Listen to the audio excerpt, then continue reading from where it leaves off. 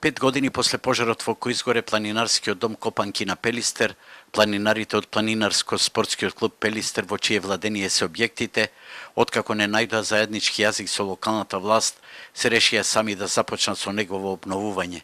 Од јуни месец донатори, доброволци, планинари, љубители на природата и други ентузијасти сами со голи раце го расчистија опожарениот терен, а сега педа по педа ќе градат сами.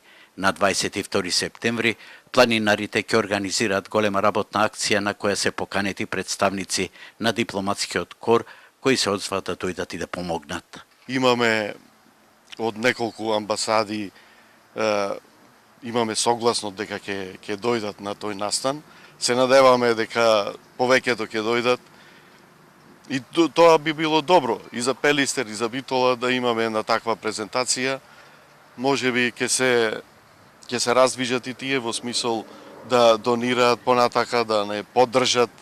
Во предизборно ветување сегашната локална власт се нафати да го обнови овој дом кој е изграден во 1935 година, но сега, откако седнаа на фотелите, поставија услов планинарите да им ја дадат тапијата и собственоста да се пренесе на општината. Но планинарите тоа не го дозволуваат. Им беше кажано предадете ја собственоста, Битола ќе го направи тоа, а вие на иста седница на совет каде што ќе биде утврдено, советот ќе ви даде да го управувате.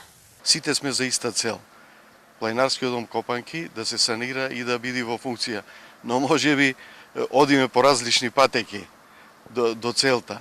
Сега се очекува да проработат византиските игри на власта и преку своји требанти да ја нападнат собственоста на домот, иако планинарите имаат имотен лист од 2015 година, после 4 годишен процес на легализација, како сукцесори на своите претходници. Каква ќе биде натамошната судбина на планинарскиот дом Копанки е сосема неизвестно, иако планинарите велат дека ќе се борат до крај за да го сочуваат во своји раце. Но едно е сигурно, после сите византиски игри што можат да следат во наредниот период, единствено што ќе остане запаметено е дека актуелната власт во предизборието даде ветување дека тој ќе се направи, но сега сосема други ингеренции и интереси надвладуваат на таа политичка структура.